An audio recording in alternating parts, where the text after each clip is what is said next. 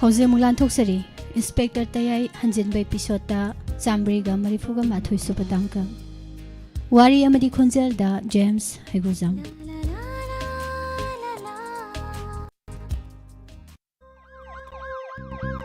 Lakle lakle Inspector Tayai Tayai Tayai Ahan mamaktada Inspector Tayai tabiribasingbu James Hagujamna taramlok chobloinani koknona khurumjari ngasi su pudana laksari Inspector Tayai chamriga marfu mathoi shuba tangka sandokjariba thoromasi leikhidraba amadi hauji hingliba kanaguma amataga mari linazati tabiraga domna tangkak asida kanaguma mari leinai habiruklabadi madugi daita aikoina lowba ngamjaro ngarangi makha karinoida makhoigi sidi isinga yam lalaga chale ibung isinga lalaga chale sibo aikoigi di asongi koiraga chalagadi thong macha ma leisna gari chappi yai adu sidadi san khoina lakpa lambi sidadi ising su yamna lobana tera khubom phawdani hajariba silalaga khoi farm se dum sangba yaba somda dum sangasi isal khoi aduga khoi gi yambongo unaraga karino yoksangi thabalgi paisa su hoi ita paisa kyam haisige pibu pirak kadurita aidi pirak tongman deda lupa chama cha chu piraga kainoma chawga hairak tongman adudi he ni he isan khoi karim do waruno ek manung de sangar ka de khoi gi yamung unara ka de ado karino sibo ma sagun ga syam lei san ga syam lei noi sidi karino ba noi sibo aina haidudi ai khoi sida chawba phama ma to gadori na karim ta khalu no se law changa se law karino ka ga ji amna sauna lei ema mi ga ji su no khoi di ama kaigino mi se leptana loina security nga tora sibo dress te mata setena ai koi gi sidi security nate bodyguard haira su yai sum ai koi gi sum ngak se na bani da kadai no na koi gi yamung hai dubo kadai lege ba second bi nang hina to duga kari gi khaulang ni bano ai koi gi yambung soidna unarani law asida lady karino nokhoigi sibo hema nokhoigi sidi sumki salebo akhoi ahum khaktaga la e noigi sidi sumki salebo karin ta kiruna dai sal khoi adong iningba thungadong ni ado mafam aside khoina lakpa yade habada sal khoina yadrabanina mafam aside khoigi among unaraga nakhoigi aningba thungna ba karino tarisdi kaino thado aiba thado kari sunati de salkhoi haibe indaba lam hen bagini kari su khalunu da karino hajibo haibe indaba lam hen ba aikoi su sumaina pharaga mapam sida thamdoiro isal khoi di kari gi pharu nege aikoina haibe ilagalore da aikoina haiba bu yaradi sal khoi kaisu toroida akhoi yamung asida leri yamung go unaraga dum khangida as kamai tawni ta mogi mongsti yamna kisale mi ga ju pharaga nupi ga ju kaino kapai mokhong ta sibo akhoi nga saina sangam da ju padong yoksangi pesa ga mata pamjadre akhoi chalo rosira ibung khoi akhoi chatlagi akhoi karam ta kani mata hairoi oi yaroi hanbe yaroi kaino sibo akhoi hanbe yaroi sibo kaino akhoi di sideda san simla lakpani kaino chingdagi mana masing khare hekena laga noi thengnare aduga yoksangi paisa amne na raga karino ba noi ge chobge do matu unaro si akhoi sangam to senjaro akhoi chachakhragi kare mafam asila ga naina mafam asige se da kompono ma khangto khraga ai khoi amona la ro hedi krai digi ya gidi ne sagin bia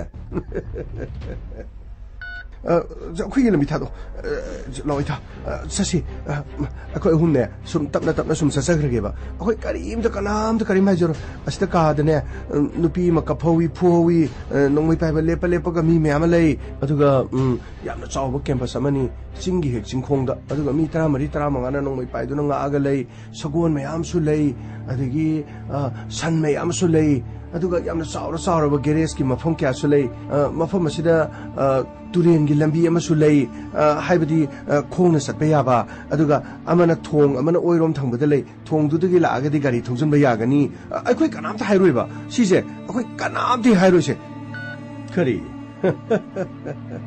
ꯅꯪ ꯀꯅꯥꯃꯇ ꯍꯥꯏꯔꯣꯏ ꯍꯥꯏꯔꯒ ꯅꯪꯒꯤ ꯅꯆꯤꯟꯗ ꯆꯤꯡꯐꯥ ꯄꯨꯔꯤꯕ ꯁꯩꯔꯦꯡ ꯊꯤꯕꯗꯧꯅ ꯃꯔꯤ ꯊꯤꯔꯤꯗꯨꯗꯤ ꯅꯪꯅ ꯈꯪꯉꯤꯗꯨꯗꯤ ꯅꯪ ꯈꯪꯈ꯭ꯔꯕꯅꯤꯅ ꯃꯐꯝ ꯑꯁꯤꯗꯒꯤ ꯅꯪ ꯆꯠꯄꯗꯤ ꯌꯥꯔꯔꯣꯏ ꯁꯍꯦꯟꯕꯤ ꯅꯪꯕꯨ ꯃꯐꯝ ꯑꯁꯤꯗ ꯑꯩꯈꯣꯏꯅ ꯃꯣꯏꯊꯦꯝ ꯇꯧꯗꯨꯅ ꯄꯨꯔꯛꯂꯤꯕꯁꯤꯕꯨ ꯏꯔꯥꯏ ꯂꯥꯏꯅ ꯅꯪꯕꯨ ꯊꯥꯗꯣꯛꯀꯅꯤ ꯈꯟꯕ꯭ꯔꯣ ꯅꯈꯣꯏ ꯑꯍꯨꯝ ꯃꯐꯝ ꯑꯁꯤꯗꯒꯤ ꯆꯠꯀꯅꯤ ꯈꯟꯕ꯭ꯔꯅꯦ ꯂꯥꯛꯑꯣ ꯑꯩꯈꯣꯏꯒꯤ ꯌꯥꯝꯕꯨꯡ ꯑꯁꯤꯗ ꯂꯩ ꯂꯥꯛꯑꯣ ꯑꯩ ꯑꯝꯇ ꯄꯥꯎ ꯑꯝꯇ ꯄꯤꯌꯨ ꯀꯩꯅꯣ ꯇꯧꯏꯗꯨꯕꯣ ꯀꯅꯥꯅꯣ ꯑꯗꯨꯕꯣ ꯑꯩꯅ ꯃꯐꯝ ꯑꯁꯤꯗ ꯃꯤ ꯄꯨꯁꯜꯂꯣ ꯍꯥꯏꯕ꯭ꯔꯣ ꯅꯣꯏꯗ ꯀꯗꯥꯏꯗꯒꯤꯅꯣ ꯅꯨꯄꯤ 3 ꯄꯨꯁꯜꯂꯛꯏꯁꯤ나 ꯌꯥꯝꯕꯨ ꯃꯣꯏꯁꯤ ꯑꯩꯈꯣꯏꯒꯤ ꯂꯩꯔꯤꯕ ꯀꯦꯝꯄꯁꯁꯤ ꯃꯅꯨꯡꯗ ꯁꯨꯝ ꯆꯪꯁꯤꯜꯂꯛꯄ ꯁꯟ ꯁꯦꯟꯕꯣꯏ ꯀꯔꯤꯕꯣꯏ ꯃꯣꯏ ꯊꯪꯅꯕ ꯈꯨꯟꯁꯤꯗꯒꯤꯅꯤ ꯆꯤꯡꯒꯤ ꯃꯥꯟꯁꯪ ꯀꯔꯤ ꯑꯆꯥ ꯑꯊꯛ ꯃꯅꯥ ꯃꯁꯤꯡ ꯍꯦꯛ ꯃꯣꯏꯗꯤ ꯆꯤꯡꯁꯤꯗ ꯊꯠꯂꯦ ꯍꯥꯏꯕ ꯑꯗꯩꯗ ꯑꯩꯈꯣꯏꯅ ꯆꯠꯈ꯭ꯔꯣ ꯍꯥꯏꯕꯗ ꯀꯅꯥꯅ ꯊꯤꯡꯉꯤꯅꯣ ꯊꯤꯡꯉꯤꯕ ꯃꯤꯗꯨ ꯉꯥꯡꯅꯖꯒꯦ ꯍꯥꯏꯕ ꯑꯗ ꯑꯩꯅ ꯆꯥꯃꯔ ꯍꯥꯏꯗ꯭ꯔꯣ ꯃꯐꯝ ꯑꯁꯤꯗ ꯈꯨꯟꯖꯥꯁꯤꯡ ꯄꯨꯁꯜꯂꯛꯄ ꯌꯥꯗꯦꯅ ꯍꯥꯏꯗ꯭ꯔꯣ ꯍꯧꯖꯤꯛꯇꯤ ꯃꯐꯝꯁꯦ ꯄꯨꯁꯜꯂꯒ ꯃꯐꯝꯁꯤꯒꯤ ꯑꯁꯤꯗꯀꯣꯝ ꯄꯨꯝꯅꯃꯛ ꯎꯔꯕꯅꯤꯅ ꯀꯝꯗꯧꯗꯣꯔꯤꯕ ꯑꯁꯤꯗꯀꯣꯝꯁꯤꯡꯁꯤ ꯎꯔꯕꯅꯤꯅ ꯍꯧꯖꯤꯛ ꯀꯝꯗꯧꯗꯣꯏꯅꯣ ꯌꯥꯝꯕꯨ ꯑꯗꯨꯒꯤꯗꯤ ꯃꯈꯣꯏ ꯍꯜꯂꯟꯈꯤꯗ꯭ꯔꯒ ꯂꯣꯏꯔꯦ ꯀꯔꯤ ꯍꯜꯂꯟꯈꯤꯗ꯭ꯔꯒ ꯂꯣꯏꯔꯦ ꯅꯣꯏ ꯃꯐꯝꯁꯤ ꯀꯔꯤ ꯎꯏ ꯀꯔꯤꯝꯇ ꯎꯗꯦ ꯑꯩꯈꯣꯏ ꯃꯐꯝꯁꯤꯗ ꯀꯔꯤꯒꯨꯝꯕ ꯑꯃ ꯊꯦꯛ ꯎꯖꯕ ꯂꯩꯖꯗꯦ ꯑꯩꯈꯣꯏꯅ ꯎꯕ ꯍꯥꯏꯕꯕꯨꯅꯦ ꯃꯐꯝꯁꯤꯗ ꯃꯤ 14 15 ꯂꯩ ꯀꯥꯁꯤꯗ ꯅꯨꯄꯤ ꯑꯃ ꯐꯨꯕꯒꯤ ꯃꯈꯣꯟ ꯇꯥꯏ ꯀꯞꯄꯒꯤ ꯃꯈꯣꯟ ꯇꯥꯏ ꯑꯗꯨꯒ ꯁꯟ ꯁꯒꯣꯜ ꯑꯗꯨꯒ ꯌꯥꯝꯅ ꯆꯥꯎꯔꯕ ꯀꯦꯝꯄꯁ ꯑꯃ ꯑꯗꯨꯒ ꯑꯋꯥꯡꯂꯣꯝ ꯊꯪꯕꯗꯒꯤ ꯇꯨꯔꯦꯟꯗꯒꯤ ꯈꯣꯡꯅ ꯂꯥꯟꯁꯤꯜꯂꯒ ꯃꯐꯝꯁꯤ ꯆꯪꯕ ꯌꯥꯏ ꯑꯗꯨꯒ ꯑꯁꯣꯝ ꯅꯥꯀꯟꯗꯅ ꯊꯣꯡ ꯑꯃ ꯂꯩ ꯍꯥꯏ ꯊꯣꯡꯗꯨꯗꯒꯤ ꯒꯥꯔꯤ ꯂꯥꯟꯁꯤꯜꯂꯛꯄ ꯌꯥꯏ ꯁꯤꯗꯒꯤ ꯍꯦꯟꯅ ꯑꯩ ꯀꯔꯤꯃꯇ ꯈꯪꯗꯤꯌꯦ ꯅꯠꯇ꯭ꯔꯩꯗ ꯃꯥꯅꯤ ꯑꯩꯈꯣꯏ ꯑꯗꯨꯗꯤ ꯍꯦꯟꯅ ꯀꯔꯤꯃꯇ ꯈꯪꯗꯦ ꯑꯩꯈꯣꯏ ꯀꯅꯥꯝꯇꯗ ꯀꯔꯤꯃꯇ ꯍꯥꯏꯖꯔꯣꯏ ꯃꯐꯝ ꯑꯁꯤꯒꯤ ꯑꯁꯤꯗꯀꯣꯝ ꯄꯨꯝꯅꯃꯛ ꯅꯃꯤꯠꯅ ꯎꯔꯕ ꯃꯇꯨꯡꯗ ꯍꯥꯏꯔꯛꯏꯕ ꯋꯥꯗꯨꯒ ꯐꯖꯔꯣ ꯄꯨꯟꯁꯤꯜꯂꯣ ꯀꯥ ꯑꯃꯗ ꯃꯈꯣꯏ ꯑꯍꯨꯝꯁꯤꯁꯨ ꯄꯨꯟꯁꯤꯜꯂꯒ ꯊꯝꯃꯣ ꯃꯐꯝ ꯑꯁꯤꯗꯒꯤ ꯅꯈꯣꯏ ꯑꯃꯨꯛ ꯍꯟꯅ ꯆꯠꯄ ꯍꯥꯏꯕꯗꯤ ꯑꯣꯏꯔꯔꯣꯏ ꯀꯔꯤꯅꯣ ꯍꯥꯏꯕꯤꯁꯤꯕꯣ ꯀꯔꯤ ꯍꯥꯏꯗꯣꯏꯅꯣ ꯁꯤꯕꯣ ꯅꯣꯏꯒꯤ ꯕꯣꯁꯔꯣ ꯁꯤꯕꯣ ꯌꯥꯝꯕꯨꯡ ꯀꯔꯤꯅꯣ ꯅꯣꯏ ꯌꯥꯝꯕꯨꯡ ꯍꯥꯏꯗꯥꯏꯅꯦ ꯌꯥꯝꯕꯨꯡ ꯑꯩꯈꯣꯏ ꯀꯔꯤꯃꯇ ꯇꯧꯖꯔꯣꯏꯕ ꯑꯩꯈꯣꯏ ꯆꯠꯆꯈ꯭ꯔꯒꯦꯕ ꯑꯩꯈꯣꯏ ꯁꯤ ꯈꯨꯡꯒꯪꯁꯤꯗꯒꯤꯅꯤ ꯑꯩꯈꯣꯏꯕꯨ ꯅꯨꯡꯁꯤꯕꯤꯌꯨ ꯀꯩꯗꯧꯒꯦ ꯑꯗꯨꯒꯤ ꯁꯔꯨꯛ ꯌꯥꯎꯁꯪꯒꯤ ꯄꯩꯁꯥ ꯈꯔ ꯍꯥꯞꯄꯤꯌꯣꯕ ꯑꯩꯈꯣꯏ ꯊꯥꯕꯜ ꯑꯃꯇꯪ ꯆꯣꯡꯖꯔꯨꯒꯦ ꯑꯩꯈꯣꯏ ꯀꯔꯤꯃꯇ ꯍꯥꯏꯖꯔꯣꯏ ꯁꯤꯗ ꯌꯥꯝꯅ ꯆꯥꯎꯕ ꯄ꯭ꯔꯣꯖꯦꯛ ꯑꯃ ꯇꯧꯒꯗꯧꯔꯤ ꯑꯩꯈꯣꯏꯒꯤ ꯈꯨꯟꯁꯤꯗꯁꯨ ꯀꯥꯟꯅꯅꯦꯅ ꯍꯥꯏꯗꯥꯏꯅꯦ ꯑꯗꯣ ꯌꯥꯝꯕꯨ ꯑꯩꯈꯣꯏꯗ ꯄꯩꯁꯥ ꯈꯤꯇ ꯍꯥꯞꯄꯤꯌꯣꯕ ꯅꯠꯇ꯭ꯔꯩꯇ ꯂꯥꯎ ꯍꯥꯏꯁꯤ ꯂꯥꯎ ꯑꯩꯈꯣꯏꯒꯤ ꯄꯩꯁꯥ ꯈꯤꯇ ꯍꯥꯞꯄꯤꯌꯣ ꯌꯥꯝꯕꯨ ꯅꯈꯣꯏ ꯍꯨꯝꯅ ꯃꯐꯝꯁꯤꯗ ꯂꯥꯛꯑꯒ ꯌꯥꯎꯁꯪꯒꯤ ꯄꯩꯁꯥ ꯈꯥꯏꯕ ꯌꯥꯏꯁꯤꯕꯨ ꯅꯈꯣꯏꯗ ꯀꯅꯥꯅ ꯍꯥꯏꯒꯦ ꯌꯥꯝꯕꯨ ꯑꯩꯈꯣꯏꯗꯤ ꯀꯔꯤꯝꯇ ꯍꯥꯏꯖꯕ ꯅꯠꯇꯦ ꯅꯈꯣꯏꯒꯤ ꯂꯩꯔꯤꯕ ꯑꯁꯤꯒꯤ ꯃꯣꯏ ꯃꯤ 2 3 ꯑꯥꯗ ꯊꯠꯂꯒꯅꯦ ꯄꯩꯁꯥ ꯌꯥꯎꯁꯪꯒꯤꯁꯨ ꯂꯧꯕ ꯌꯥꯅꯤ ꯍꯥꯏꯅꯒꯦꯒ ꯍꯥꯏꯅꯔꯨ ꯂꯥꯎꯅ ꯃꯣꯏꯅ ꯍꯥꯏꯕꯗꯒꯤ ꯁꯤꯗ ꯂꯥꯛꯏꯅꯦ ꯍꯥꯏꯔꯤꯁꯦ ꯆꯨꯝꯕ꯭ꯔꯥ ꯅꯨꯄꯤꯁꯤꯡꯁꯤꯅ ꯍꯥꯏꯔꯤꯁꯦ ꯆꯨꯝꯕ꯭ꯔꯣ ꯀꯗꯥꯏꯗꯒꯤꯅꯣꯗꯣ ꯌꯥꯝꯕꯨ ꯃꯁꯛ ꯃꯇꯧꯒ ꯁꯨꯝ ꯐꯖꯕꯁꯤꯗ ꯌꯥꯝꯕꯨ ꯁꯨꯝ ꯀꯥꯟꯅꯒꯗ꯭ꯔꯅ ꯀꯔꯤ ꯑꯩꯅ ꯑꯗꯨ ꯌꯥꯕ꯭ꯔꯣ ꯑꯩꯈꯣꯏꯅ ꯇꯧꯔꯤ ꯊꯕꯛꯁꯤ ꯀꯩꯅꯣ ꯃꯐꯝ ꯑꯁꯤꯗ ꯈꯨꯟꯖꯥꯁꯤꯡ ꯆꯪꯍꯜꯂꯛꯀꯅꯨ ꯀꯤꯂꯣꯃꯤꯇꯔ 2 ꯂꯥꯞꯄꯤꯉꯩꯗꯒꯤ ꯅꯈꯣꯏ ꯁꯪꯉꯣꯅ ꯁꯪꯍꯜꯂꯒ ꯃꯐꯝ ꯑꯁꯤꯗ ꯅꯨꯄꯤ ꯃꯁꯛ ꯐꯖꯩꯅ ꯄꯨ ꯂꯥꯛꯏꯁꯤ ꯀꯩꯒꯤꯅꯣ ꯐꯥꯖꯔꯣ ꯄꯨꯟꯁꯤꯜꯂꯣ ꯀꯥ ꯑꯃꯗ ꯄꯨꯂꯞ ꯊꯝꯃꯣ ꯌꯥꯝꯕꯨ ꯑꯩꯈꯣꯏꯕꯨ ꯊꯥꯗꯣꯛꯄꯤꯌꯣ ꯀꯃꯥꯏꯅ ꯇꯧꯗꯣꯏꯅꯤꯗ ꯑꯩꯈꯣꯏ ꯐꯥꯗꯣꯔꯦ ꯀꯃꯥꯏꯅ ꯇꯧꯗꯣꯏꯅꯣ ꯄꯨꯟꯁꯤꯜꯂꯣ ꯀꯥ ꯃꯅꯨꯡꯗ ꯄꯨꯂꯞ ꯄꯨꯟꯁꯤꯜꯂ ꯊꯣꯡꯖꯤꯜꯂ ꯊꯝꯃꯣ ꯐꯅꯤ ꯌꯥꯝꯕꯨ ꯂꯥꯛꯑꯣ ꯏꯆꯟꯁꯤꯡ ꯂꯥꯛꯑꯣ ꯀꯩꯅꯣ ꯑꯩꯈꯣꯏꯕꯨ ꯊꯥꯗꯣꯛꯑꯣ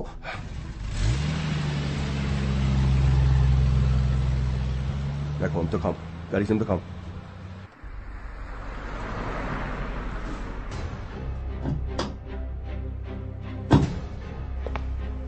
ꯁꯔ ꯀꯔꯤ ꯇꯧꯕꯅꯣ ꯁꯔ ꯉꯥꯏꯈꯣ ꯑꯩ ꯚꯣꯏꯁ ꯃꯦꯁꯦꯖ ꯑꯝꯇ ꯇꯥꯒꯦ ꯁꯔ ꯑꯩꯈꯣꯏꯒꯤ ꯂꯝꯕꯤ ꯊꯥꯗꯣ ꯂꯥꯛꯑꯣꯏꯗ ꯆꯠꯁꯤ ꯑꯩꯈꯣꯏ ꯑꯍꯨꯝꯅꯦ ꯁꯨꯝ ꯇꯞꯅ ꯁꯨꯝ ꯆꯠꯆꯈ꯭ꯔꯒꯦꯕ ꯑꯩꯈꯣꯏ ꯀꯅꯥꯝꯇ ꯀꯔꯤꯝ ꯍꯥꯏꯖꯔꯣꯏ ꯑꯁꯤꯗ ꯀꯥꯗꯅꯦ ꯅꯨꯄꯤ ꯑꯃ ꯀꯞꯍꯧꯋꯤ ꯐꯨꯍꯧꯋꯤ ꯅꯣꯡꯃꯩ ꯄꯥꯏꯕ ꯂꯦꯞꯄꯒ ꯃꯤ ꯃꯌꯥꯝ ꯑꯃ ꯂꯩ ꯑꯗꯨꯒ ꯌꯥꯝꯅ ꯆꯥꯎꯕ ꯀꯦꯝꯄꯁ ꯑꯃꯅꯤ ꯆꯤꯡꯒꯤ ꯍꯦꯛ ꯆꯤꯡꯈꯣꯡꯗ ꯑꯗꯨꯒ ꯃꯤ 14 15ꯅ ꯅꯣꯡꯃꯩ ꯄꯥꯏꯗꯨꯅ ꯉꯥꯛꯑꯒ ꯂꯩ ꯁꯒꯣꯜ ꯃꯌꯥꯝꯁꯨ ꯂꯩ ꯑꯗꯒꯤ ꯁꯟ ꯃꯌꯥꯝꯁꯨ ꯂꯩ ꯑꯗꯨꯒ ꯌꯥꯝꯅ ꯆꯥꯎꯔꯕ ꯒꯦꯔꯦꯖꯀꯤ ꯃꯐꯝ ꯀꯌꯥꯁꯨ ꯂꯩ ꯃꯐꯝ ꯑꯁꯤꯗ ꯇꯨꯔꯦꯟꯒꯤ ꯂꯝꯕꯤ ꯑꯃꯁꯨ ꯂꯩ ꯍꯥꯏꯕꯗꯤ ꯈꯣꯡꯅ ꯆꯠꯄ ꯌꯥꯕ ꯑꯗꯨꯒ ꯑꯃꯅ ꯊꯣꯡ ꯑꯃꯅ ꯑꯣꯏꯔꯣꯝ ꯊꯪꯕꯗ ꯂꯩ ꯊꯣꯡꯗꯨꯗꯒꯤ ꯂꯥꯛꯑꯒꯗꯤ ꯒꯥꯔꯤ ꯊꯧꯖꯤꯟꯕ ꯌꯥꯒꯅꯤ ꯑꯩꯈꯣꯏ ꯀꯅꯥꯝꯇ ꯍꯥꯏꯔꯣꯏꯕ ꯁꯤꯁꯦ ꯑꯩꯈꯣꯏ ꯀꯅꯥꯝꯇ ꯍꯥꯏꯔꯣꯏꯁꯦ ꯁꯔ ꯁꯤꯕꯨ ꯀꯅꯥꯅꯣ ꯁꯔ ꯀꯗꯥꯏꯗꯒꯤꯅꯣ ꯁꯔ ꯚꯣꯏꯁ ꯃꯦꯁꯦꯖ ꯑꯁꯤꯕꯨ ꯒꯥꯃꯩ ꯄ꯭ꯂꯥꯟ ꯑꯃꯒꯤ ꯃꯇꯨꯡ ꯏꯟꯅ ꯍꯧꯖꯤꯛ ꯃꯐꯝ ꯑꯗꯨ ꯑꯩꯈꯣꯏꯅ ꯆꯤꯡꯅꯔꯤꯕꯁꯤ ꯆꯨꯝꯃꯤ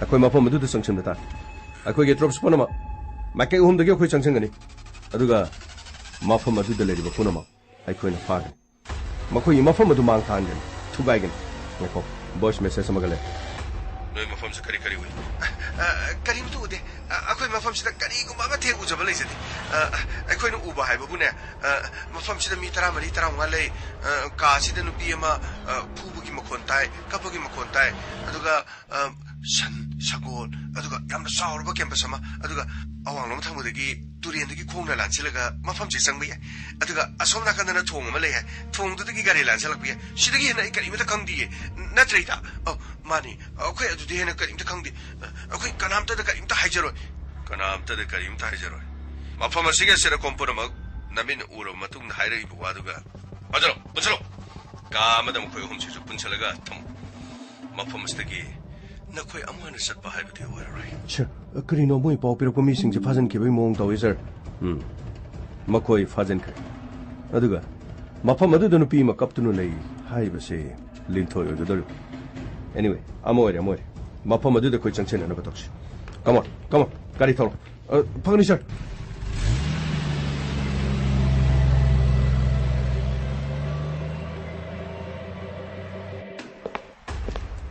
ꯌꯥꯝꯃꯣ ꯀꯗꯣꯝꯗꯅꯣ ꯂꯩ ꯍꯥꯏꯕꯗꯣ ꯌꯥꯝꯃꯣ ꯁꯣꯟꯗ ꯂꯩ ꯍꯥꯡꯇꯣꯛꯑꯣ ꯊꯣꯡꯗꯣ ꯍꯥꯡꯇꯣꯛꯑꯣ ꯋꯥꯔꯤ ꯁꯥ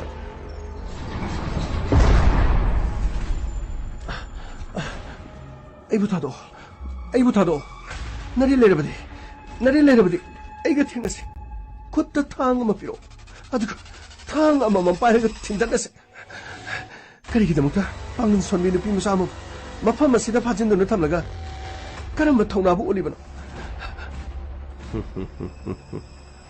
ꯅꯪꯒꯤ ꯊꯧꯅꯥ ꯑꯗꯨꯕꯨꯗꯤ ꯐꯒꯠꯂꯦ ꯑꯗꯨꯒ ꯑꯩꯈꯣꯏꯒ ꯄꯨꯟꯅ ꯊꯕꯛ ꯇꯧꯃꯤꯟꯅꯔꯕꯗꯤ ꯅꯪ ꯌꯥꯝ ꯀꯥꯟꯅꯒꯅꯤ ꯂꯤꯟꯊꯣꯏ ꯅꯪꯕꯨ ꯑꯩꯈꯣꯏꯅ ꯃꯐꯝ ꯑꯁꯤꯗ ꯂꯣꯏꯁꯤꯟꯒꯦ ꯃꯥꯡꯍꯟꯒꯦ ꯍꯥꯏꯕꯗ ꯀꯅꯥꯃꯇ ꯀꯔꯤꯃꯇ ꯈꯪꯒꯗꯕ ꯅꯠꯇꯦ ꯅꯪꯕꯨ ꯑꯩꯈꯣꯏꯅ ꯑꯔꯣꯏꯕ ꯑꯣꯏꯅ ꯍꯥꯏ ꯃꯗꯨꯗꯤ ꯑꯩꯈꯣꯏꯅ ꯄꯤꯔꯤꯕ ꯑꯣꯐꯔ ꯈꯔꯁꯤ ꯅꯪꯅ ꯌꯥꯎ ꯅꯪꯅ ꯃꯈꯥ ꯇꯥꯅ ꯑꯩꯈꯣꯏꯒꯤ ꯃꯔꯝꯗ ꯏꯔꯒ ꯑꯩꯈꯣꯏꯒꯤ ꯃꯔꯤ ꯂꯩꯅꯕ ꯀꯔꯕꯥꯔꯁꯤꯡꯗ ꯑꯌꯦꯠꯄ ꯄꯤꯔꯤꯕꯁꯤ ꯌꯥꯝꯅ ꯊꯨꯅ ꯊꯥꯗꯣꯛ ꯑꯗꯨꯒꯤ ꯁꯔꯨꯛ ꯑꯩꯈꯣꯏꯗ ꯃꯇꯦꯡ ꯄꯥꯡꯉꯨ ꯍꯤꯡꯕꯗ ꯄꯩꯁꯥ ꯆꯪꯏ ꯄꯩꯁꯥ ꯗꯔꯀꯥꯔ ꯂꯩꯕ ꯄꯨꯝꯅꯃꯛ ꯑꯩꯈꯣꯏꯒꯤ ꯃꯥꯏꯀꯩꯗꯒꯤ ꯄꯤꯌꯨ ꯀꯔꯕꯥꯔ ꯑꯁꯤꯗ ꯅꯪ ꯌꯥꯎꯁꯜꯂꯒ ꯑꯩꯈꯣꯏꯒꯤ ꯃꯇꯦꯡ ꯄꯥꯡꯉꯨ ꯍꯥꯏꯕ ꯅꯠꯇꯦ ꯀꯔꯕꯥꯔ ꯑꯁꯤꯗ ꯅꯪꯅ ꯆꯥꯎꯌꯦꯡ ꯌꯦꯡꯉꯨ ꯑꯩꯈꯣꯏꯗ ꯑꯄꯟꯕ ꯑꯌꯦꯠꯄ ꯂꯥꯛꯀꯗꯕ ꯄꯨꯝꯅꯃꯛ ꯅꯈꯣꯏꯗ ꯏꯟꯐꯣꯔꯃꯦꯁꯟ ꯐꯪꯒꯅꯤꯗꯅ ꯃꯗꯨ ꯄꯨꯝꯅꯃꯛ ꯑꯗꯨ ꯃꯇꯝ ꯆꯥꯅ ꯑꯩꯈꯣꯏꯗ ꯏꯟꯐꯣꯔꯃꯦꯁꯟ ꯄꯤꯔꯕꯗꯤ ꯅꯪꯒꯤꯁꯤ ꯀꯥꯟꯅꯕ ꯐꯪꯒꯅꯤ ꯑꯩ ꯃꯗꯨꯗ ꯀꯔꯤꯃꯇ ꯉꯝꯃꯣꯏ ꯑꯩ ꯃꯗꯨꯗ ꯌꯥꯎꯕꯁꯨ ꯉꯝꯃꯣꯏ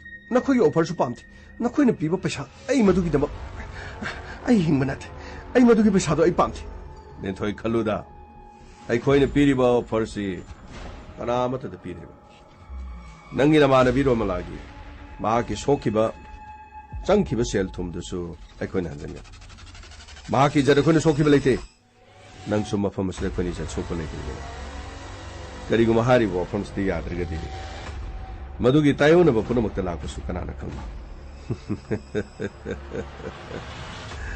ꯅꯪꯅ ꯑꯩꯈꯣꯏꯒꯤ ꯃꯥꯡꯍꯟꯈꯤꯕꯗꯨꯒꯤ ꯍꯥꯏꯔꯒꯗꯤ ꯃꯐꯝ ꯑꯁꯤꯗ ꯅꯪꯕꯨ ꯀꯣꯝ ꯑꯃ ꯇꯧꯊꯣꯛꯂꯒ ꯅꯨꯡ ꯂꯩꯉꯣꯏ ꯊꯤꯜꯂꯒ ꯄꯨꯂꯞ ꯕꯤꯂꯥꯃꯇꯤ ꯁꯤꯃꯦꯟ ꯍꯩꯖꯤꯟꯈ꯭ꯔꯒ ꯂꯩꯔꯣꯟ ꯆꯜꯂꯒꯦ ꯍꯥꯏꯕꯁꯤ ꯑꯩꯈꯣꯏꯅ ꯈꯟꯅꯔꯕꯅꯤ ꯃꯗꯨꯒꯤꯗꯃꯛꯇ ꯁꯦꯝ ꯁꯥꯕ ꯄꯨꯝꯅꯃꯛꯁꯨ ꯂꯣꯏꯔꯕꯅꯤ ꯑꯗꯨꯒ ꯃꯁꯤꯃꯗꯤ ꯈꯜꯂꯨ ꯅꯪꯉꯣꯟꯗ ꯄꯤꯔꯤꯕ ꯑꯔꯣꯏꯕ ꯑꯣꯐꯔ ꯑꯁꯤ ꯅꯪ ꯌꯥꯏ ꯑꯃꯁꯨꯡ ꯌꯥꯗꯦ ꯑꯗꯨꯒ ꯌꯥꯔꯕꯗꯤ ꯅꯪꯒꯤ ꯀꯥꯟꯅꯕ ꯑꯣꯏꯒꯅꯤ ꯌꯥꯗ꯭ꯔꯒꯅ ꯉꯁꯤꯗꯤ ꯅꯪꯒꯤ ꯑꯔꯣꯏꯕ ꯑꯣꯏꯕ ꯊꯥꯕꯅꯤ ꯃꯗꯨ ꯑꯩ ꯀꯔꯤꯁꯨ ꯆꯤꯡꯅꯕ ꯂꯩꯇꯦ ꯑꯩ ꯁꯤꯔꯕꯁꯨ ꯑꯩ ꯁꯤꯒꯅꯤ ꯃꯗꯨꯗ ꯑꯩ ꯀꯔꯤꯒꯨꯝꯕ ꯑꯃꯇ ꯆꯤꯡꯅꯕ ꯂꯩꯇꯦ ꯅꯔꯤꯜꯗꯤ ꯑꯣꯈꯥꯛꯄ ꯈꯥꯕꯖꯥꯅꯤ ꯃꯩꯇꯩ ꯆꯅꯨ ꯑꯁꯦꯡꯕꯅꯤꯗꯅ ꯍꯥꯏꯕ ꯌꯥꯔꯣꯏꯗꯧꯔꯤ ꯅꯈꯣꯏ ꯀꯅꯥ ꯂꯩ ꯌꯥꯝꯃꯨ ꯌꯥꯔꯣꯏꯗꯧꯔꯤ 로말라부 티는 부르가 타도키부금 마학수 티는 부 아드가 어이 저는 여모 제시비도 꼼 떠보홀 능랭오이 티로 빌라마티 짠찬 아드가 꼬마두기 마능다 타다르가 맛본 지수빠 말레마시드기 묻란키바다 아드부 마기 아론 모몽 펌마시디 까나마타나 마펌마시다 마 풍키 핫키 하이바 콩 야드르바니나 마항나 망한키바 in terms of crore kayagi mamaladugi laman singboy haibadi yadrabanina ko maduda thada bata phangni yam athuba matawda pangthona bata ai mathakta mi khara paw phanagi phani abo ai nakoi kana kana lo ontalo si pro si puba hosilo thado kari thado pa kari thado pa nangu nasidi lusin dorban lo payo mo kuji payo tado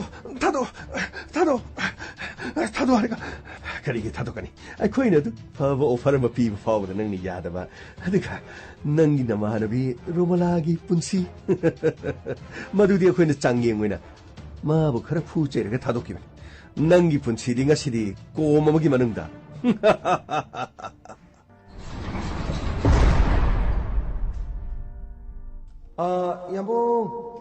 여보.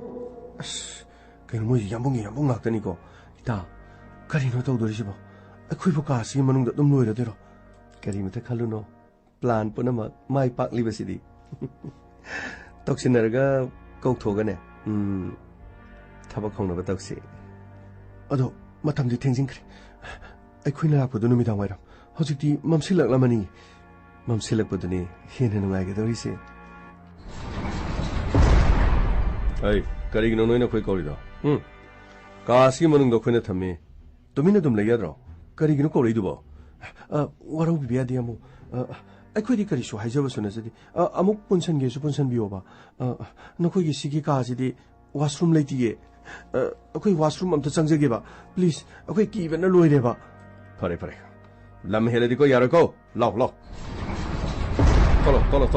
털어. 손다.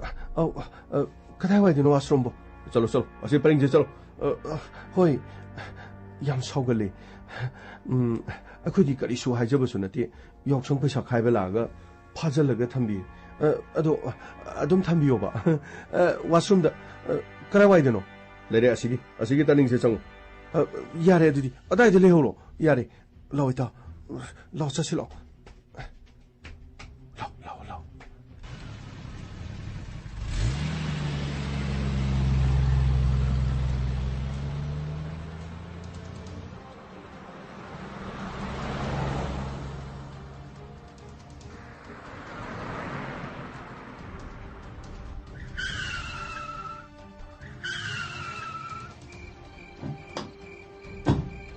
angcha sidagi di place ai khoi gari thokdan be yaro gari thokjalagadi pharak ta jodai aduga makhoi gi leiriba sigi farm house asigi oirom thamgi thongmasida nakhoi team khra rahul sir nakhoi gi team khra aini ingirek pirapaga nakhoi na som site gari thokjalo aduga ai khoi som site sigi amabagi khudong chabse lorga turian silansalaga khoi changchana bhonar aduga ai khoi na manung hege okkibaga pau pirakani maduga matungda nakhoi na मखोगी थोंगसे गासे लाथोग मनुंग थोंजल Kadam furniture अदुगा Rahul sir थारो कोई नुपी की team दो मोई होला कदम नि सोमना कन गाड़ी दा फर्निचर चसलो सर क्रीनो साइज दिखरा मम मैनेजर गमाई तमना दुम लो सर मखोगी तुरेन हाइबदु सर तुरेन सिले चंगलो अदुगा वागे नखोई कनामतने हाना मोई का थोपिया दिको आइगी other यागुना Pagni sir. No, pondolo. Salere no. Nanchi. Sir, ising sidi ingi sir. Keri ini gong minum haijubo. Ising ingi haijubo kaino. Sum kangteng tengak pas dani de sir. Lau. Pondolo. Sidi English film ni mo ni tauri. Lau ne sum nakandalo. Demo. Sir. Sandor. Sir. Lau tonda ka sum. Sir. 그리고 뭐 거의 소화에도 콩 우세 그리 싱싱은 뿌라 붓기 모으는 콩이니 그리노 ꯊꯕꯛꯁꯦ ꯑꯗꯨꯝ ꯀꯟꯅ ꯁꯨ ꯂꯩꯈ꯭ꯔ ꯃꯥꯜꯂꯦ ꯎꯆꯦꯛꯁꯤꯡꯁꯤꯁꯨ ꯑꯗꯨꯝ ꯇꯛꯀꯣꯛ ꯑꯗꯨꯝ ꯇꯧ ꯂꯩꯔꯤꯁꯤꯕꯨ ꯀꯔꯤꯔ ꯈꯪꯗꯦꯅꯦ ꯌꯥꯔꯦ ꯒꯥꯃꯩ ꯀꯔꯤꯒꯤꯅꯣ ꯋꯥ ꯆꯕꯦꯡ ꯉꯥꯡꯉꯤꯗꯨꯕꯣ ꯁꯣꯔꯤ ꯁꯥꯔ ꯀꯥꯈꯠꯂꯣ ꯁꯣꯝ ꯀꯥꯈꯠꯂꯣ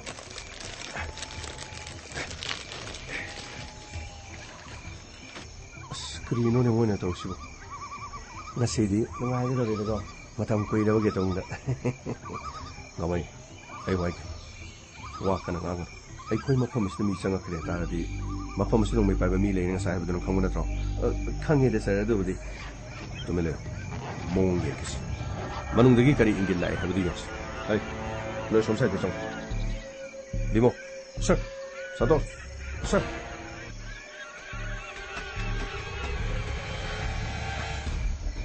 come on ꯁꯣꯝ ꯁꯥꯏꯗ ꯂꯥꯛꯑꯣ ꯁꯔ ꯃꯈꯣꯏꯁꯤ ꯀꯔꯤꯅꯣ ꯁꯒꯣꯜꯅꯣ ꯁꯟꯅꯣ ꯀꯔꯤꯅꯣ ꯃꯌꯥꯝ ꯂꯩꯌꯦ ꯁꯔ ꯃꯐꯝꯁꯤ ꯆꯞ ꯆꯥꯔꯦ ꯑꯩꯈꯣꯏꯗ ꯄꯤꯔꯤꯕ ꯏꯟꯐꯣꯔꯃꯦꯁꯟ ꯑꯩ ꯋꯥꯍꯩ ꯁꯤꯗꯒꯤꯗꯤ ꯑꯩꯒꯤ ꯇꯨꯡ ꯏꯜꯂꯣ ꯁꯣꯝꯗꯔꯣ ꯁꯣꯝꯗ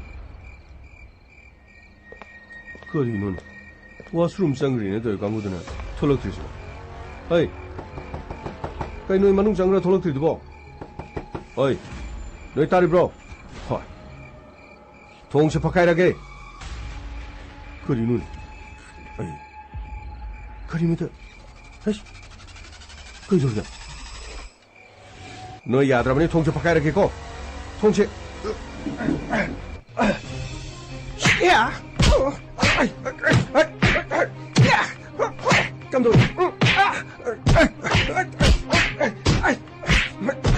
감독. 진정 있다.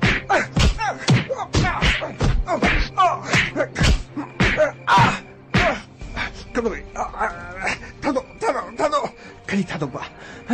누피니니야 뭐 시키다다이네. 누피니니야 뭐 시키다다.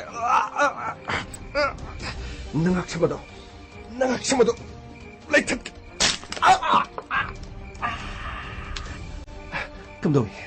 감독님. 아이쿠 이보, 야 무시 토이다 보기다. 너, 이다. 너무.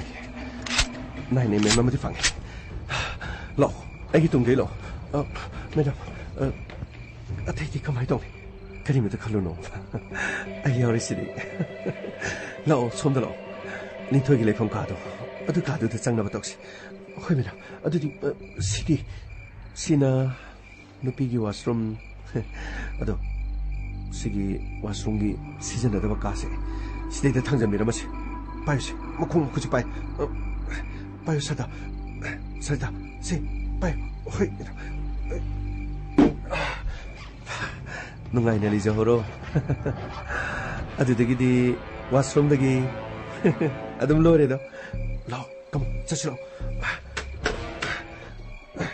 lo songa do mera asida mi malay nakho adum ai tawge no ini sileramo aduga 에, 나나노.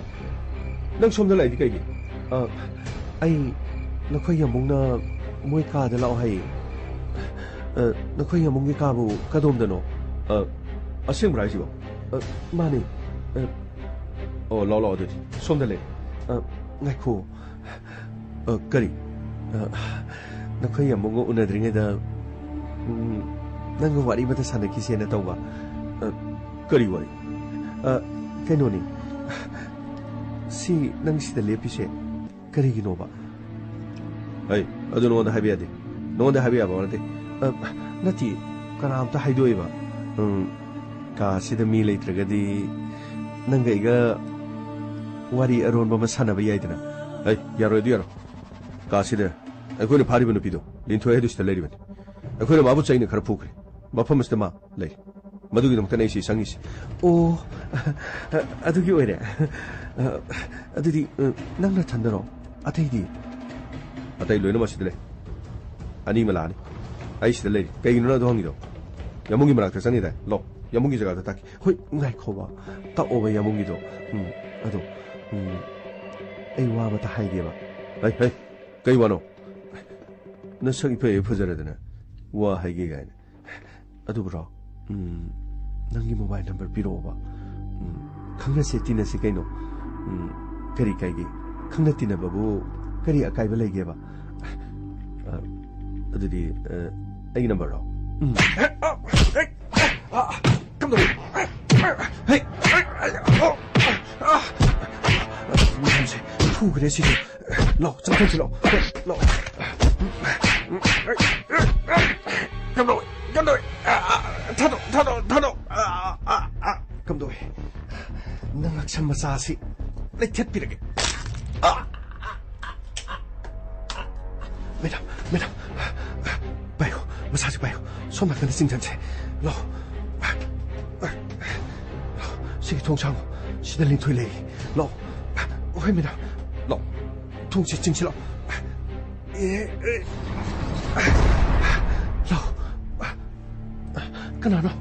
Kanano mafam masida sangido kanano Lintoy kari shawaro no nang bukan malak di bani mafam masida nang bukan malak na namagi damak akan na ba special operation naman ay DSP tampa Madam tampa mani ay DSP tampa ne Madam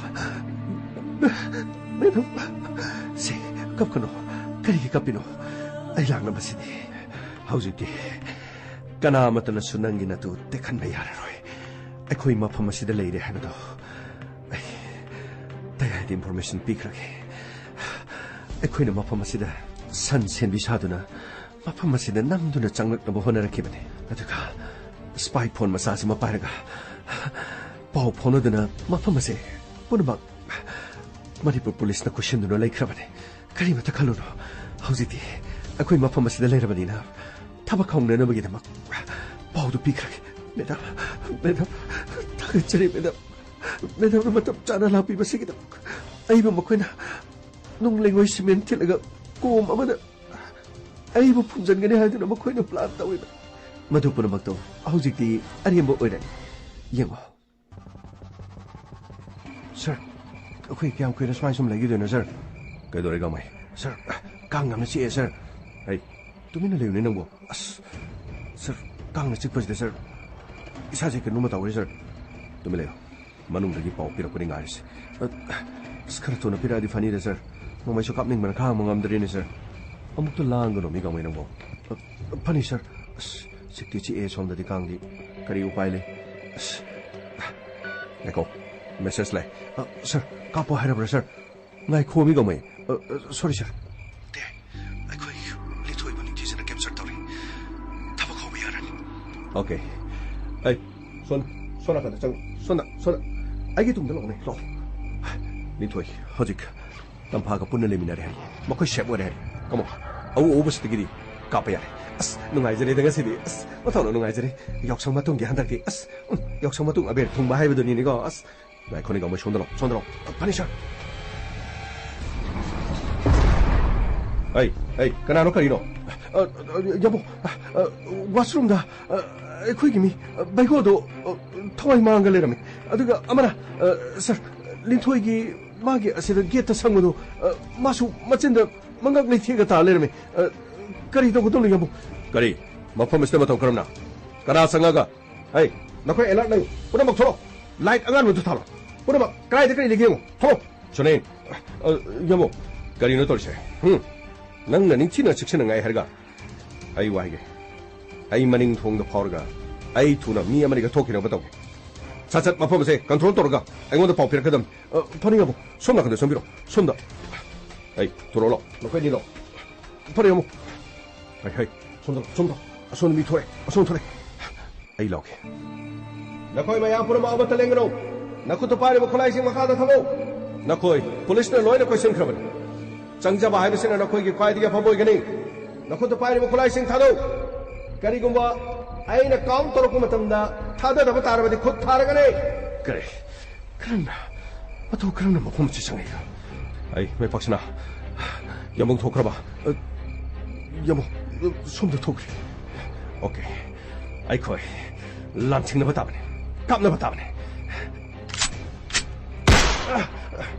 ya na khoi na hai ba yad re phare adur fire ni ai jare ta kam doi Hey, sono cancelo. Punisher. Hey. Rồi, sẽ đi khang ra có. Lên film xài ra. Đúng rồi. Hey, Rahul. Sir. Nó khôi chụp kia lồng đã thuộc được phải đi. Để thôi chụp captain tàu đồn lên rồi. Nó khôi chụp kia lồng đã sang chân vào tàu. Punisher. Hey, come on. So can you go? Sir, sukhara marumda lebi uni sir. Mokoi sukari no ek yam pai ne sir. Pai ge. Drug mafia nga ta. Anga banga ka. Ama tan nem na tharu da. Ama de tak thre na. Hey, Tero.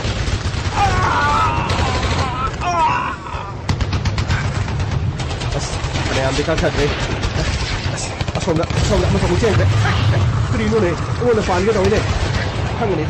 Hey, come on. Sokani. Somna kan chakso. Pagni sir. Tandoi. Ngo da kai sa pa na thau ni.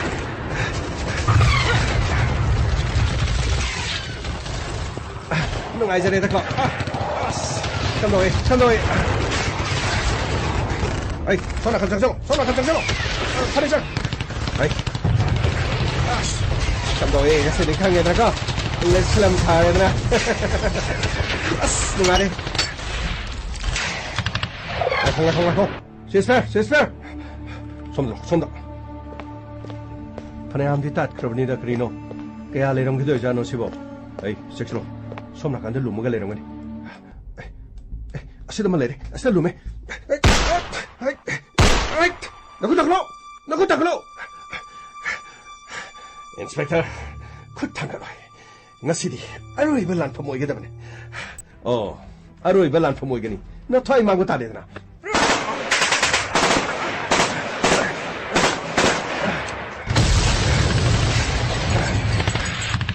Hallaga shuka pai. Hallaga so. Hey, kamai, chaksalo. Foundation.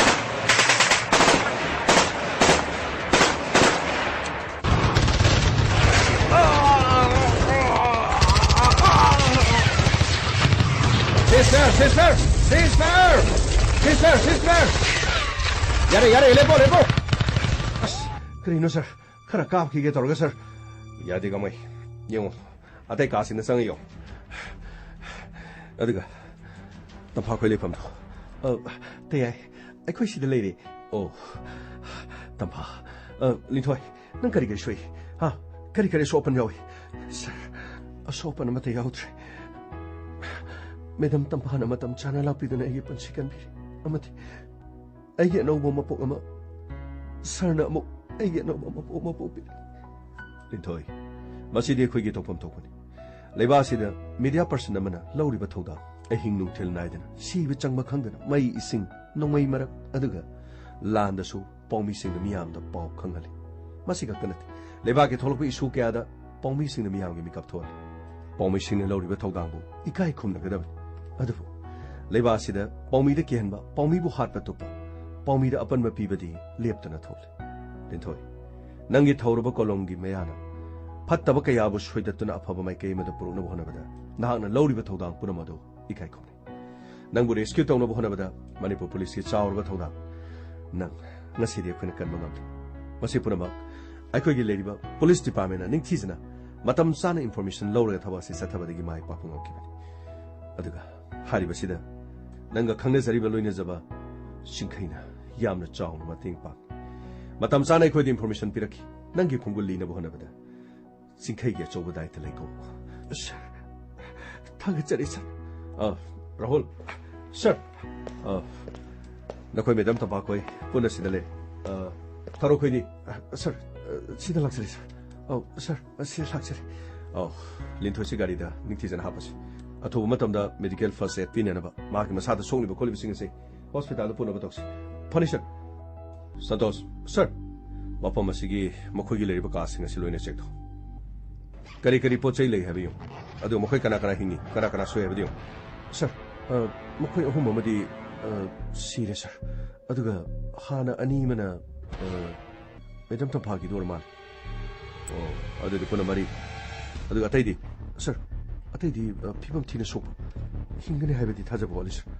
anyway loinamak ambulance ta punana ba tawsi aduga mafam asida leiriba polam sing aini yada ba polam kya khuju khlai kya lei habena singdo munna mukta check taw fani sir sir keno ga mai sir asigi ka manung de sir krino brown sugar haibra krino adu pek thana le hoi sir good ga mai good sir krino makhoi ni si di brown sugar sungbam khopam su oi bizani ne sir madu oi gani mapam asida mi changandana thamagi maram madunani yamlaba brown sugar sing yonguslo sir somna kan leire sir okay sir sida leire sir brown sugar sing sidi market ta dilupa crore samagi mathati hele achaubu khutpu ama mapam asida leire ba singa sidi khomi lami nga ta poramak singa si masak maming naira leba sige so sang paisa pai ba mi soidani yaronga masi phakre haina taba matamda madugi reaction amu geng mata sir masi bukrino paisa on tholo ga mokoi na paisa mayam pai ga mo leba sida mokoi na mo as angam se tan mokoi na sa ga dorum ni ne sir gamai masini muscle power money power leba ga sida matik chaba mi mo ga harabadi muscle power money power yaudra kari gumba ma to upai le roi ngasigi mafam asida akhoi gi khutta lekhi dirbe sing aduga hinghori basing asidi paisa pirga ne kolata santos sir asok sing adudagi amatang or basu mathai hingnena bonas karam bakana gi khujin thorana mafam asi tawri hai sir sunil ko bomadi noina pala matung ma hujik su hingli sir adubu unconscious gyan ditati gyan tasna da boramasai hospital da puru khanga da aina khud hangano haibadi yada aingon hanna khud tharakib sir ngasi di sir nomaina ka pa yaba gi ayaba pi basdi sir ngasi di amna nungai sir gamai nomaina ka pa ga halaga ayaba pi kibnati khulai thado haidunu warning to bodi yada banina makhoina khud hana tharakib adurabadi hallaga ka pa ta hallaga ka badi siredana aduga tawriba thabo sijo leibaki miyamgi yeknaba miyo singna tawba thabo adugi di sir amata hingandaba na phaida sir karino kharga sokpa sing sijo adum makok to maro mama kapsan bibna pharoidro sir gamai adu yad thodo sira kana yawi kana sene leibaki maru iba kana sene hebdu interrogation toroga wahang pahang bagi tangai thudaba le aduga atai kasini sang yeng kujuklai sing ate leibra kari lege do muning ko aduga mapam asti leiriba jcb kari gi mukta leiriba leibak leimai sing se tawra yeng kujuklai ne sing kya marum box phumduno lermase madu khakta natara mafam asida chauba mongpham amo ermase maramdi linthoi bu mafam asida nung lengoi chanselaga phumna phona ki adorabadi mafam khangna ma ki ba mioi kya marum su mafam asida mongpham oirma yabagi akibale te maduma aishu yengani maramdi linthoi bu mafam asida nung lengoi chanselaga ma ko phumna nanwagi da mohona kibe aduga pochai pura makso langsin dura mafam asida leramisin mafam asida khairaga kharayani yengba machang aduga thawdok asida leingaki natraga leibaka sigi masak maming narba senjau paiba mi khara soidani yarongani haibasi aduga makoina season dariba mobile phone si masi pulok khomjelaga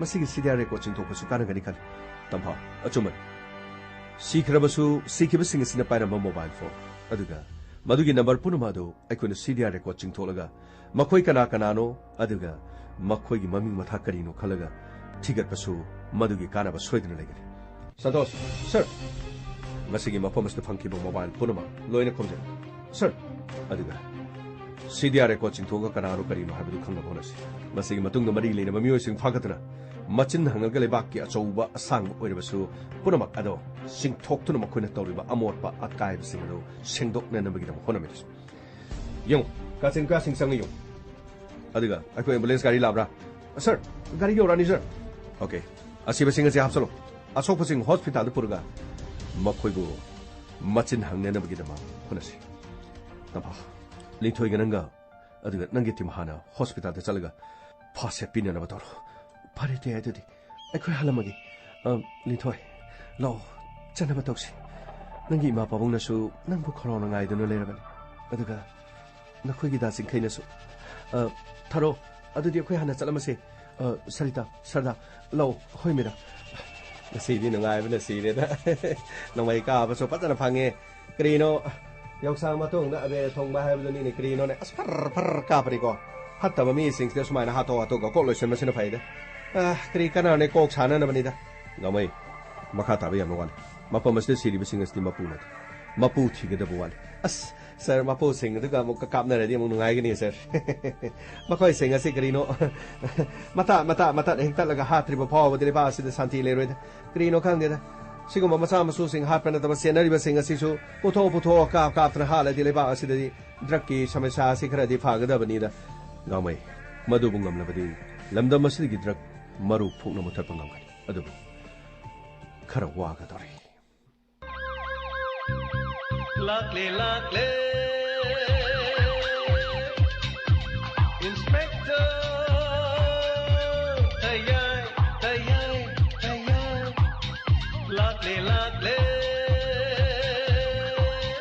Lakle Inspector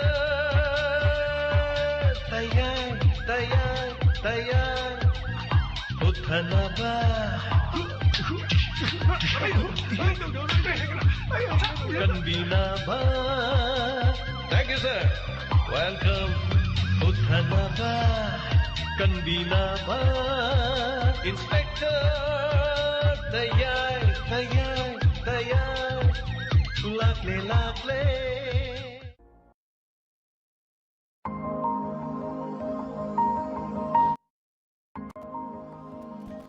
Hana na takchuri. Lantuk suri ba inspector tayay hanjan batangkak samriga. Pudra matoy su batangkak tabiri ba punam hapu hana na takchuri. Tongan ba platform ni pa na lantuk suri ba thoram. Mayan of ipira pa feedback amadi comment tatak na pasagi. Konjambam tarani takchuri thoram sarya birapa Sony Mandaya Langbam Zilang ama samadram takchuri Zoya Wakirakbam me matakchuri Binodeni Komdram takchuri Ranjita Kaisam Sawa Sawi hijam takchari thoram sarya birappa Hidan mayum Nikki takchari thoram sarya birappa Longjam saning kombi Sangita Sapam Zain Takumar takchari thoram sarya birappa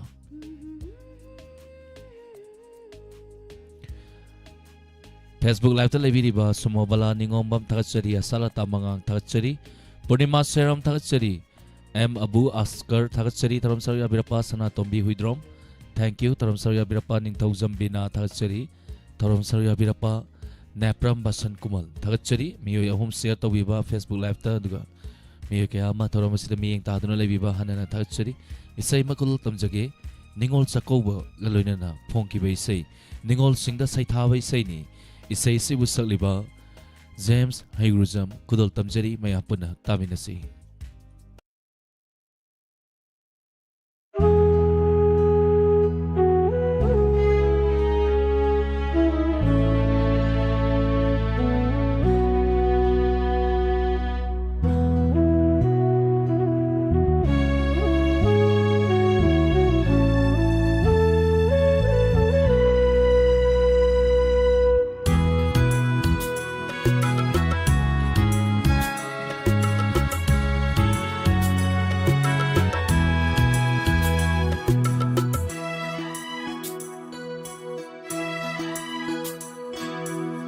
Ningol Shingi Jakau Tha Lakle Hiyang Gaigi Ningol Jakau Tha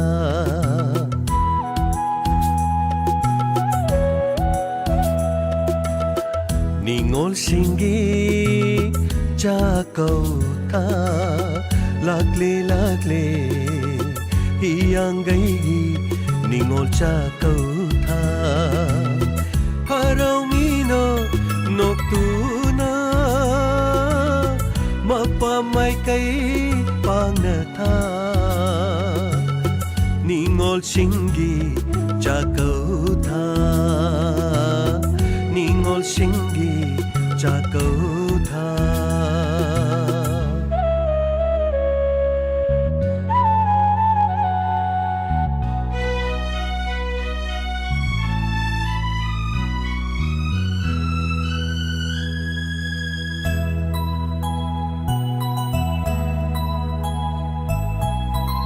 ꯂꯩꯖꯕ ꯈꯔꯗꯪ ꯁꯦꯠꯂ ꯆꯥꯔꯒ ꯌꯧꯖꯅꯤꯡꯅ ꯃꯄꯥꯝ ꯂꯝꯗꯝ ꯅꯤꯡꯉꯣꯜꯁꯤꯡꯅ ꯂꯩꯖꯕ ꯈꯔꯗꯪ ꯁꯦꯠꯂ ꯆꯥꯔꯒ ꯌꯧꯖꯅꯤꯡꯅ ꯃꯄꯥꯝ ꯂꯝꯗꯝ ꯅꯤꯡꯉꯣꯜꯁꯤꯡꯅ ꯊꯦꯡꯅꯔꯅꯤ ꯃꯕꯨꯡ ꯃꯧꯄꯥ ꯃꯁꯨꯡ ꯃꯃꯥꯟꯅꯕꯤꯁꯤꯡ ꯊꯦꯡꯅꯔꯅꯤ ꯃꯕꯨꯡ ꯃꯧꯄꯥ ꯃꯁꯨꯡ ꯃꯃꯥꯟꯅꯕꯤꯁꯤꯡ ꯄꯨꯛꯃꯦꯟ ꯄꯥꯎꯃꯦꯟꯅꯔꯒ ꯍꯧꯈꯤꯕ ꯋꯥꯔꯤ ꯀꯌꯥ ꯅꯤꯡꯁꯤꯡꯗꯨꯅ ꯇꯦꯡꯊꯥꯔꯅꯤ ꯆꯠꯈ꯭ꯔꯕ ꯊꯋꯥꯏꯒꯤ ꯃꯤꯠꯂꯨꯄꯤꯔꯥꯡꯅ ꯅꯤꯡꯉꯣꯜꯁꯤꯡꯒꯤ ꯆꯥꯀꯧꯊꯥ ꯂꯥꯛꯂꯦ ꯂꯥꯛꯂꯦ ꯍꯤꯌꯥꯡꯒꯩꯒꯤ ꯅꯤꯡꯉꯣꯜ ꯆꯥꯀꯧꯊꯥ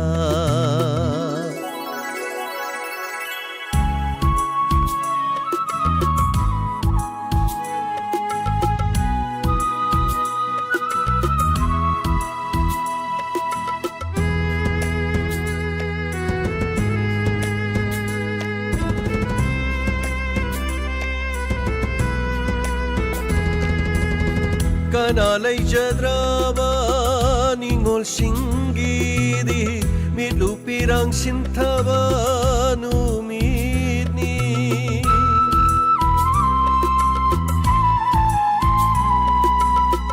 ꯀꯅꯥ ꯂꯩꯖꯗ꯭ꯔꯕ ꯅꯤꯡꯉꯣꯜꯁꯤꯡꯒꯤꯗꯤ ꯃꯤꯠꯂꯨ ꯄꯤꯔꯥꯡ ꯁꯤꯟꯊꯕ ꯅꯨꯃꯤꯠꯅꯤ ꯆꯦꯞꯊ ꯆꯦꯞꯊ ꯌꯦꯡꯖꯔꯤ ꯃꯄꯥ ꯃꯥꯏꯀꯩ ꯌꯦꯡꯗꯨꯅ ꯂꯥꯛꯈꯤꯗꯔ ꯍꯥꯏꯗꯨꯅ ꯌꯦꯡꯖꯔꯤ ꯃꯄꯥ ꯃꯥꯏꯀꯩ ꯌꯦꯡꯗꯨꯅ ꯃꯤꯠꯂꯨ ꯄꯤꯔꯥꯡ ꯀꯪꯗꯅ ꯅꯤꯡꯉꯣꯜꯁꯤꯡꯒꯤ ꯆꯥꯀꯧꯊꯥ ꯂꯥꯛꯂꯦ ꯂꯥꯛꯂꯦ ꯍꯤꯌꯥꯡꯒꯩꯒꯤ ꯅꯤꯡꯉꯣꯜ ꯆꯥꯀꯧꯊꯥ ꯍꯔꯥꯎꯃꯤꯅ ꯅꯣꯛꯇꯨꯅ ꯃꯄꯥ ꯃꯥꯏꯀꯩ ꯄꯥꯡꯅ ꯊꯥ ꯅꯤꯡꯉꯣꯜꯁꯤꯡꯒꯤ ꯆꯥꯀꯧꯊꯥ ꯅꯤꯡꯉꯣꯜꯁꯤꯡꯒꯤ ꯆꯥꯀꯧꯊꯥ ꯅꯤꯡꯉꯣꯜꯁꯤꯡꯒꯤ ꯆꯥꯀꯧꯊꯥ ꯂꯥꯛꯂꯦ ꯂꯥꯛꯂꯦ ꯍꯤꯌꯥꯡꯒꯩꯒꯤ ꯅꯤꯡꯉꯣꯜ ꯆꯥꯀꯧꯊꯥ ꯍꯤꯌꯥꯡꯒꯩꯒꯤ ꯅꯤꯡꯉꯣꯜ ꯆꯥꯀꯧꯊꯥ